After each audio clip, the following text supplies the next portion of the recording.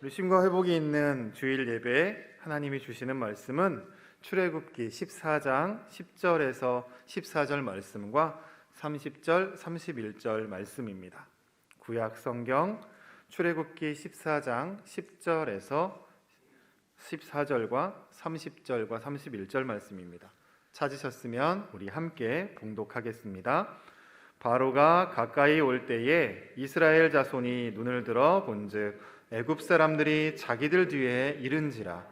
이스라엘 자손이 심히 두려워하여 여호와께 부르짖고 그들이 또 모세에게 이르되 애굽에 매장지가 없어서 당신이 우리를 이끌어내어 이 광야에서 죽게 하느냐? 어찌하여 당신이 우리를 애굽에서 이끌어내어 우리에게 이같이 하느냐? 우리가 애굽에서 당신에게 이른 말이 이것이 아니냐? 이르기를 우리를 내버려 두라.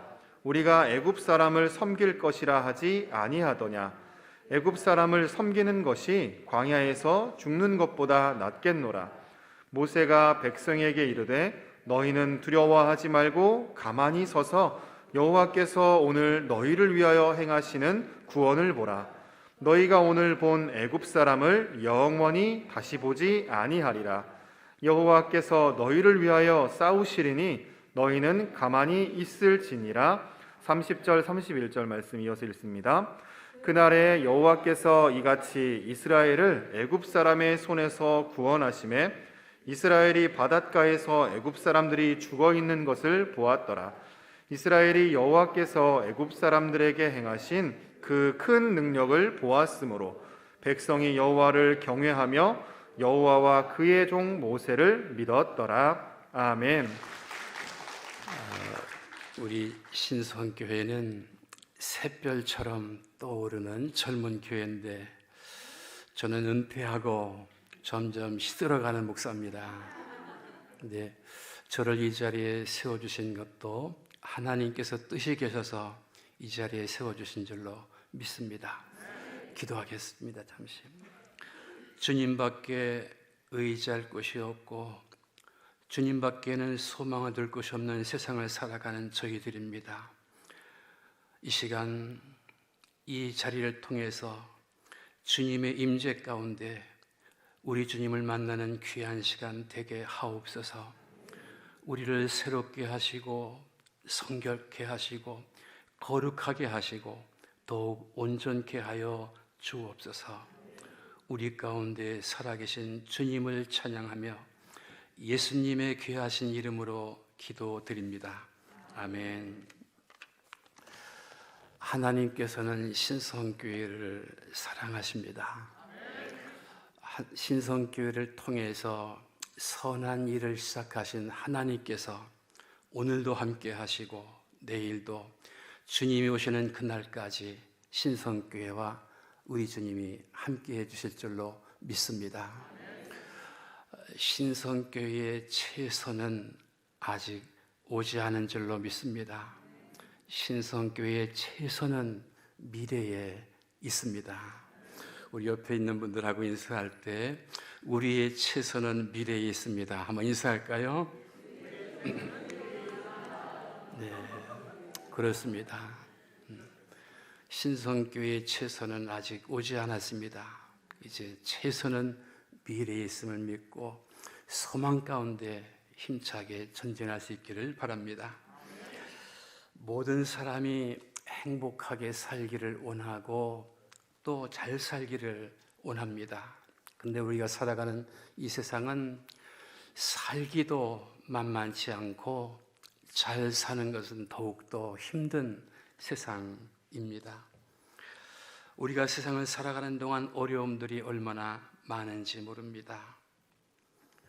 우리가 세상을 살아가면서 겪는 여러 가지 어려움 가운데 하나가 전혀 예상하지 못했던 그런 어려움을 만나는 것입니다. 경제적인 어려움도 있고 또 건강의 문제도 있습니다. 인간관계 속에서 또 고통을 당하기도 하지요. 이것은 세상 사람만 겪는 어려움이 아니라 예수님을 그리스도로 믿는 하나님의 자녀된 우리들에게도 예외가 아닐 것입니다. 신앙생활을 잘하는 사람도 고난으로부터 자유롭지 못합니다. 아무리 전능하신 하나님이 내 아버지로 하나님의 자녀로 살아간다 할지라도 고난으로부터 우리는 자유하지 못합니다. 어릴 적 제가 교회 나가던 교회에 아주 참 훌륭한 제가 존경하는 장로님이 계셨습니다. 근데 가정에서 자녀들 때문에 많은 어려움을 겪는 것을 옆에서 보았습니다. 몇 년 전에는 또 우리 교회가 정말 어려움을 많이 겪었지요. 교회도 어려운 그 고난에서 예외가 아니라는 사실이지요. 불청객인 코로나가 이렇게 찾아와 가지고 교회가 생명처럼 여기는 그 예배마저도 드릴 수 없는 주일 예배가 중단되는 그런 심각한 위기를 우리 교회가 경험하지 않았습니까? 이런 일들은 전혀 우리가 참 예상하지 못했던 어려움들이었습니다. 고난은 하나님의 선민이었던 이스라엘 백성들에게도 예외가 아니었습니다. 이스라엘 민족은 열방 나라 가운데 하나님께서 특별히 택해가지고 세우신 선민이 아니겠습니까? 하지만 이스라엘 백성들도 430년 동안이나 종노릇을 하지 않았습니까? 이스라엘 백성들은 하나님의 특별하신 은혜로 종살이하던 애굽에서 해방을 맞게 되었는데 애굽 땅에서 떠나올 때 애굽 사람으로부터 이스라엘 백성들은 의복과 은금 패물과 소와 양과 수많은 가축들을 받아가지고 애굽을 떠날 수가 있었습니다. 이제 이스라엘 백성들은 그런 착취로부터 강제 노역에 시달리지 않아도 되었고 채찍에 맞지 않아도 되는 그런 자유인이 되었던 것이지요. 하나님께서는 이스라엘 백성들에게 400여 년 동안 받지 못했던 품삯을 이렇게 은금 패물과 의복과 소와 양과 가축들을 이렇게 보상으로 주셨던 것이지요. 이스라엘 백성들이 애굽에서 탈출할 때 그들은 마치 전쟁터에서 승리한 개선 장군 같았을 것입니다. 하지만 그 기쁨과 감격도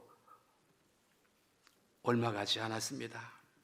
애굽 땅을 떠난 지 며칠 되지 않아 전혀 예상하지 못했던 위기를 이스라엘 백성들이 또다시 만나게 됐던 것이지요. 하나님께서 약속하신 가나안 땅을 향해 가던 길에 이스라엘 백성들은 커다란 장애물을 만나게 된 것입니다. 앞에는 홍해 바다가 가로놓여 있어가지고 앞으로 전진할 수가 없었습니다.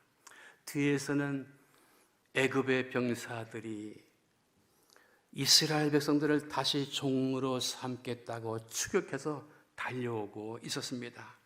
성경은 그때 이스라엘 백성들의 모습을 광야에 갇힌 바가 되었다고 이렇게 기록하고 있습니다. 이스라엘 백성들은 진퇴양난의 그 벼랑 끝 위기를 또다시 만나게 됐던 것이지요. 사랑하는 여러분, 도대체 어쩌다가 가나안 땅을 향해 가던 이스라엘 백성들이 어떻게 옴짝달싹할 수 없는 벼랑 끝 위기를 만나게 되었을까요? 어떤 이유로? 이스라엘 백성들이 길을 가다가 잘못해서 길을 잃고 엉뚱한 곳으로 오게 돼가지고 벼랑 끝 위기의 자리에 있게 된 것일까요? 아니면 모세가 지도력이 부족해가지고 이스라엘 백성들을 잘못 인도했을까요? 그렇지 않습니다. 이스라엘 백성들을 진퇴양난의 위기의 상황으로 인도하신 분은 우리 하나님이셨다는 사실입니다. 도대체 왜 하나님께서 이스라엘 백성들을 벼랑 끝 그 위기의 상황까지 이렇게 인도하셨을까요? 이스라엘 백성들을 벼랑 끝 위기 상황으로 몰아가지고 이스라엘을 망하게 하려고 하나님께서 그것으로 인도하셨을까요? 우리 하나님은 그런 하나님이 아니십니다. 여기에는 하나님의 깊은 뜻이 있다는 사실을 우리는 잊어서는 안 됩니다. 홍해 바다에서 일어난 이 사건은 이스라엘 백성들의 편에서 보게 되면 최악의 위기 상황이었습니다. 이 최악의 위기 상황을 통해서 하나님께서는 무엇을 이루기를 원하셨을까요? 애굽 사람들에게 여호와 하나님이야말로 참된 신이심을 분명하게 알려주기 위한 목적이 있었습니다. 또 이스라엘 백성들을 애굽의 군사들의 손에서 구원하기 위한 목적, 숨은 뜻도 있었습니다. 하나님을 대적하는 애굽을 심판하기 위한 하나님의 놀라운 계획이 있었기에 이스라엘 백성들을 그 자리로 인도하신 것입니다. 하나님께서는 우리를 푸른 초장 쉴 만한 물가로 인도해 주십니다. 하지만 항상 푸른 초장 쉴 만한 물가로 인도하시는 것이 아닙니다. 우리 하나님께서는 사망의 음침한 골짜기로 하나님께서 우리를 인도하실 때도 있는 것입니다. 사망의 음침한 골짜기를 통해서 이르기 원하시는 하나님의 계획이 있기 때문에 그 계획을 이루기 위해서 하나님께서는 그렇게 인도하시는 것이지요. 사망의 음침한 골짜기로 인도하는 것은 우리를 망하게 하려고 하는 것이 아닙니다. 그 골짜기 넘어 영광스러운 새 날을 준비하시는 분이 우리 하나님이신 줄로 믿습니다. 예수님의 십자가 고난과 죽으심, 그것이 끝이 아니지 않았습니까? 십자가 고난과 죽으심 그 건너편에 그 어둠 속에서 하나님께서는 부활의 영광스러운 새 아침을 준비하시는 하나님이 아니었습니까? 또 하나님께서 이스라엘 백성들을 인도할 때 애굽에서 가나안으로 젖과 꿀이 흐르는 가나안 땅으로 인도하지 않았습니까? 근데 거리로 따져보면 일주일, 열흘이면 걸어가도 충분히 갈 수 있는 거리입니다. 근데 얼마나 걸렸습니까? 40년이나 걸렸습니다. 왜 하나님께서 이미 주시기로 약속한 가나안 땅인데 왜 직통으로 인도하지 아니하고 40년의 세월을 이렇게 뜸을 들이는 그런 시간이 필요했을까요? 여기에도 이유가 있는 것입니다. 이스라엘 백성들은 어떤 사람들입니까? 400여 년 동안 애굽에서 이방인으로 종노릇하던 백성들 아닙니까? 모나고 거칠고 다듬어지지 않은, 훈련되지 않는 오합지졸 같은 그런 사람들 아니었겠습니까? 하나님께서는 그들을 통해서 열방나라 가운데 거룩한 하나님의 백성으로 세우시기를 원한 것이지요. 근데 수백 년 동안 종노릇하면서 그냥 모나고 거칠고 다듬어지지 않는 그 사람들 가지고 어떻게 거룩한 민족으로 세울 수가 있겠습니까? 광야 40년 동안은 바로 하나님의 백성으로 그들이 배우고 훈련받는 하나님의 선택된 특별한 거룩한 민족으로 거듭나는 그런 과정이었음을 우리가 잊어서는 안 될 것입니다. 하나님을 어떻게 섬겨야 되는지, 하나님의 거룩한 백성은 어떻게 살아야 되는지, 하나님이 기뻐하시는 것은 무엇이고 하나님께서 미워하시는 것은 무엇인지, 해야 될 일과 해서는 안 된 일이 어떤 것인지, 이런 것들을 배우고 훈련하는 과정이 바로 40년의 세월이었던 것이지요. 하나님의 자녀들이 겪는 모든 고난은 이와 같이 하나님의 놀라운 축복의 계획이 숨겨져 있다는 사실입니다. 고난이라 할지라도 그 고난을 통해서 이루기 원하시는 하나님의 귀한 복된 계획이 있다는 사실을 우리는 잊어서는 안 됩니다. 그동안 저도 살아오면서 벼랑 끝 같은 위기 상황을 경험할 때가 있었습니다.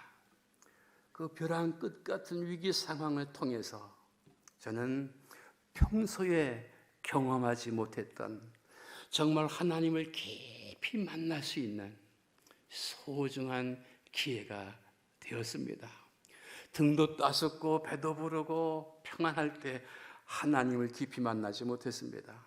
하지만 벼랑 끝 같은 그냥 입이 마르고 침이 마르고 그런 그 어려운 상황 속에서 하나님을 깊이 만날 수가 있었고, 가장 큰 복을 그런 과정을 통해서 경험하게 됐습니다.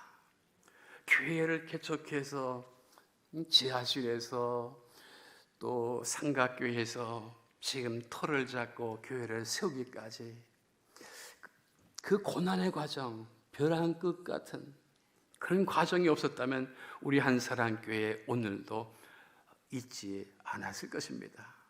어려운 과정을 통해서 우리는 하나님을 깊이 만나고 또 그 과정을 통해서 하나님께서는 귀한 복을 준비하고 계시다는 사실을 우리는 잊어서는 안 될 것입니다. 그때 벼랑 끝에 서는 것은 우리는 원치 않지요. 평안한 걸 원합니다.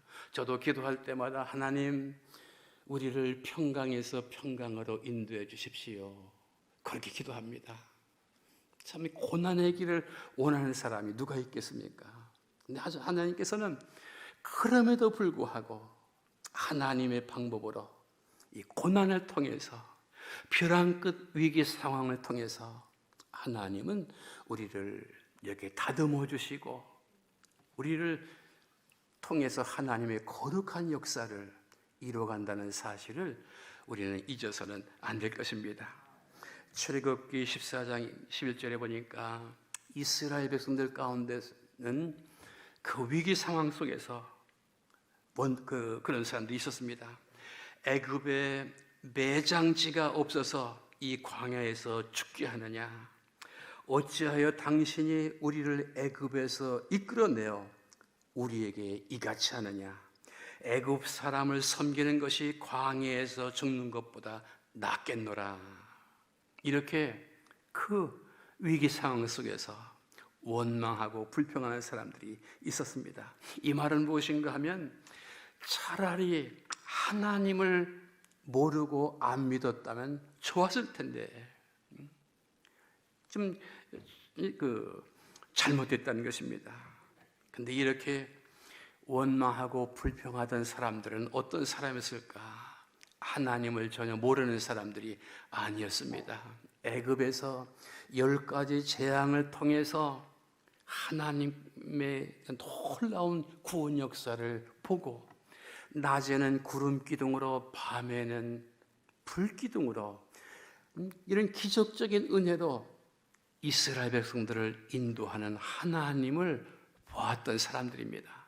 근데 왜 이렇게 불평하고 원망하는 불신앙의 자리에 이르게 됐을까요?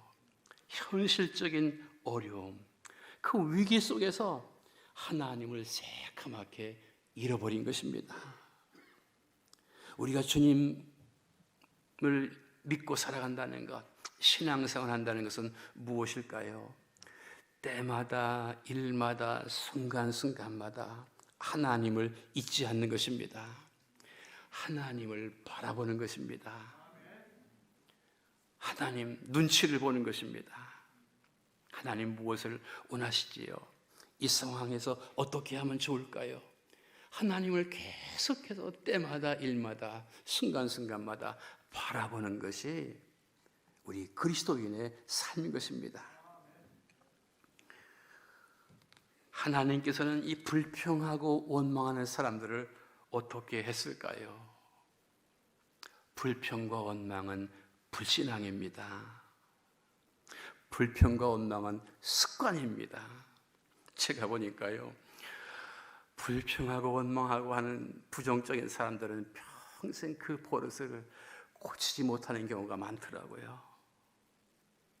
습관이요. 생각의 틀이었던 사람은 늘 긍정적으로 말도 예쁘게 하고 희망적으로 하지만 어떤 사람은 늘 어두우면 잘못된 거, 잘못된 것도 아닌데 눈이 그러니까 그런 걸 바라보는 것입니다. 우리 생각의 틀이 정말 하나님의 자녀다운 그런 가치관으로 관점이 바뀌어야 됩니다. 예수를 믿는다는 것은 관점이 바뀌는 것입니다. 세상 사람들이 바라보는 눈과 우리 그리스도인들이 바라보는 눈은 달라야 됩니다. 똑같은 세상을 살아가지만 세상 사람들과 우리 그리스도인들은, 세상 사람들은 이 세상이 지나면 다 끝이라고 하지 않습니까? 육신의 삶이 끝나면 다 그만이라고 하지 않습니까? 하지만 우리는 죽음 저 건너편에 영원한 세상이 있다는 것, 그런 눈으로 영혼을 바라보지요. 세상 사람과 불신앙인들과 우리 그리스도인과의 차이는 관점이 다른 것입니다. 관점이 달라지면 사람이 변해요. 사람 안 변하지 않습니까? 근데 순식간에 변하는 것이 사람입니다. 세상을 바라보는 관점이 바뀌면, 바뀌는 순간 사람이 바뀝니다. 그 불평하고 원망하는 사람들 하나님께서 어떻게 하셨을까요? 그 불평하고 원망하는 입술이 조용해질 때까지, 닫아질 때까지 하나님께서는 그들을 가나안 땅으로 인도하지 않았습니다. 불평하고 원망하는 그 입이 조용해질 때까지. 여러분, 불평과 원망은 불신앙입니다. 불평하고 원망하는 것을 그쳐야 축복의 문이, 하나님께서 약속하신 축복의 문이 열리는 것입니다. 하나님께서 가장 미워하시는 죄가 바로 불평하고 원망하는 것입니다. 근데 믿음의 사람 모세는 어떻게 이야기합니까? 모세가 백성에게 이르되 너희는 두려워하지 말라.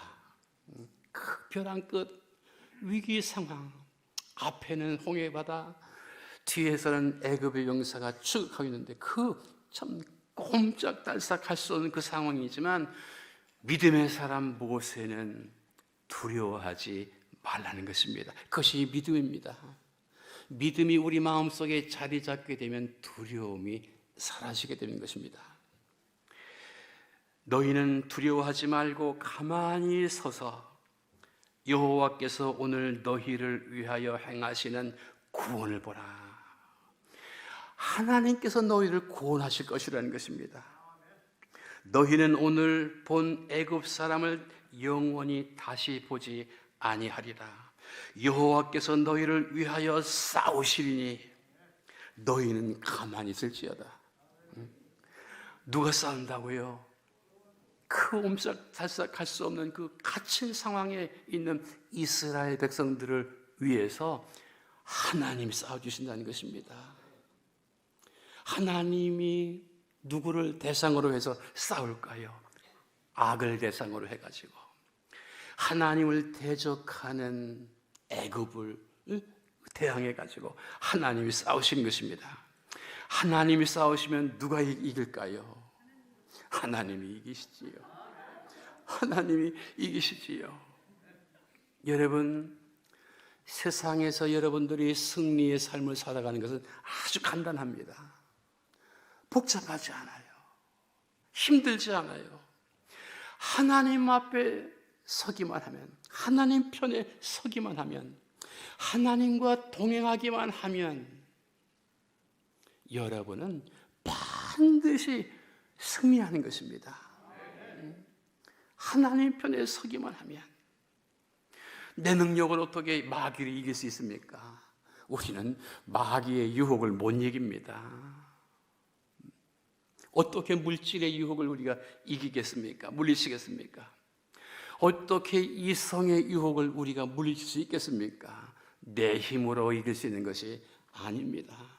하나님이 함께 하시면 넉넉히 우리는 이길 수가 있는 것이지요. 하나님 편에 여러분들이 서기만 하면, 하나님 편이 되기만 하면 여러분은 반드시 승리자가 되는 것입니다. 하나님과 동행하다가 죽음을 보지 않고 천국에 들림받았던 사람 에녹을 여러분들이 기억할 것입니다. 에녹이 어떻게 해서 주님과 동행하다가 천국으로 이렇게 들림받았을까요? 에녹은 하나님을 기쁘시게 하는 사람이었어요. 하나님을 기쁘시게 했기 때문에 에녹은 하나님과 동행할 수 있었던 것이지요. 기분 나쁜 사람하고 동행할 수 있습니까? 기분 나쁜 사람하고 동행하기 어렵지요. 근데 에녹은 성경을 보니까 하나님을 기쁘시게 하는 증거를 받은 자라고 했어요. 히브리서 11장에 보니까 그 에녹이 어떻게 해서 하나님과 동행했을까? 에녹은 믿음의 사람이었어요. 믿음으로 하나님을 기쁘시게 했어요. 에녹이 가지고 있었던 믿음은 어떤 믿음이었을까? 믿음이 없이는 하나님을 기쁘시게 못하나니 하나님께 나아가는 자는 반드시 하나님이 계신 것과 하나님을 찾는 자들에게 상 주시는 이심을 믿어야 된다고 했어요. 하나님을 기쁘시게 하는 것, 믿음이 없이는 하나님을 기쁘시게 못합니다. 근데 그 믿음은 어떤 믿음일까?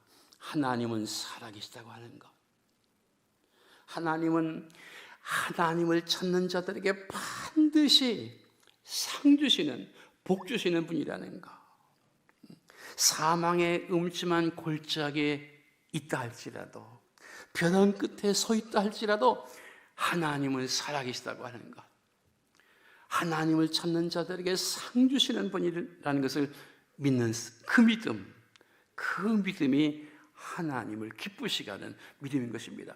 에녹은 바로 그런 믿음의 사람이었던 것이지요.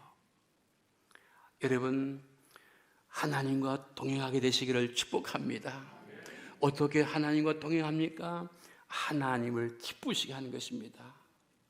저는 여러분의 형편을 모릅니다. 하지만 여러분들이 어떤 형편에 있든지 부하면 부한대로, 하나님, 제가 이 자리에서 어떻게 하면 주님을 기쁘시게 할 수 있습니까? 기도해야 돼요. 궁핍하면, 어려우면 그 자리에서 하나님, 내게 부자 되게 해주세요. 아닙니다. 지금 이 자리에서 이런 상황을 통해서 이르기 원하시는 하나님의 뜻이 무엇입니까? 이 자리를 통해서, 이런 나의 환경을 통해서 이르기 원하시는 하나님의 뜻이 무엇입니까? 내가 어떻게 하는 것이 하나님을 기쁘게 하는 것일까요? 성공했으면 성공한 자리에서, 실패했으면 실패한 자리에서, 건강하면 건강한 대로, 병들었으면 병든 대로, 하나님, 이 자리에서 내가 어떻게 하면 하나님을 기쁘시게 할까요? 하나님 가르쳐 주세요. 하나님은 거기에 관심이 있습니다. 부자 되는 것이 목적이 아닙니다. 만약에 하나님께서 그 40년의 과정 필요 없이 했다, 너희들 애굽에서 그냥 바로 가나안 땅으로 가거라. 우리는 그걸 원하지요. 40년의 그 광야 학교, 그 훈련 과정, 고난의 그 광야를 우리는 원치 않습니다. 근데 하나님께서는 40년의 세월을 통해서 이스라엘을 거듭나도록 하나님의 선택된 백성으로 만들어 가시는 것이지요. 우리는 직통으로 그냥 부자도 되고 그냥 출세도 하고 뭐 이렇게 건강하고 직통으로 그렇게 되기를 원하지요. 아닙니다. 우리는 이런 어려운 과정을 통해서 하나님을 기쁘시게 하는 그런 삶을 통해서 하나님과 동행하게 되고 에녹처럼 놀라운 하나님의 은혜와 축복을 우리가 누릴 수가 있게 되는 것입니다. 신성교회를 통해서 하나님께서 선한 일을 시작하셨습니다. 그 하나님은 오늘도 여러분과 함께 하시고 내일도 하나님이 함께 하시고 주님이 오시는 그날까지 신성교회와 함께 하실 줄로 믿습니다. 여러분들이 교회와 함께하며 주님과 동행하게 한다면 최선의 놀라운 아름다운 하나님의 구원 역사에 동참하는 영광스러운 특권을 얻게 될 것입니다. 신성교회는 이제까지도 정말 아름다웠습니다. 여러분들을 아시는지 모르겠어요. 여러분들이 얼마나 참 아름다운 교회를 이루어가고 있는지 등잔 밑이 어둡다고 그걸 잘 모를 수가 있어요. 여러분 신성교회는 정말 샛별처럼 아름답게 떠오르고 있는 젊은 교회입니다. 여러분 하나님이 함께 하시는 것 생명을 다해서 믿어야 됩니다. 생명을 다해서 믿고 믿음으로 하나 되어 전진할 때 하나님의 영광을 위하여 하나 될 때 여러분은 틀림없이 우리 신성교회를 통해서 하나님의 영광을 보게 될 줄로 믿습니다. 최선의 것은 미래에 있습니다. 기도하겠습니다. 신성교회를 통하여 선한 일을 시작하신 살아계신 하나님을 찬양합니다. 주님이 오시는 그날까지 오늘도 내일도 신성교회와 우리 사랑하는 성도들과 함께 해주실 줄로 믿습니다. 신성교회의 모든 성도들이 주님과 동행하며 마지막 때에 하나님의 구원 역사를 이루어가는 주역들이 되게 하여 주옵소서. 성도들이 서로 얼굴을 마주하고 만날 때마다 주 안에서 서로가 서로에게 격려가 되게 하시고 힘이 되게 하시고 위로가 되는 아름다운 사랑의 공동체로 신성교회가 든든하게 세워지게 하여 주옵소서. 살아계신 주님을 찬양합니다. 한 신성교회 오늘 있게 하신 주님을 찬양합니다. 최선의 것은 미래에 있음을 믿습니다. 감사드리며 예수님의 귀하신 이름으로 기도드립니다. 아멘.